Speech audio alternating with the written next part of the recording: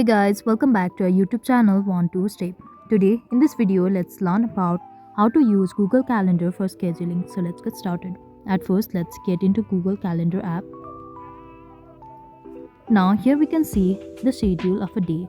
To change the schedule, you can click on this three-lined icon on the top left corner. So let's tap on this. Now you can choose schedule as per your need, if it is a day, 3 days or week.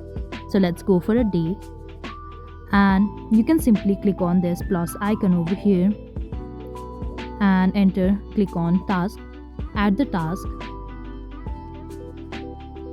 and you can add the details as well. You can enter the time, and similarly you can add other tasks as well. Simply click on save and it's done.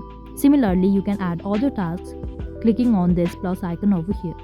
After which your schedule will finally be created. So that is all we can do to use Google Calendar for scheduling. I hope you liked the video. Please do like and subscribe. Thanks for watching.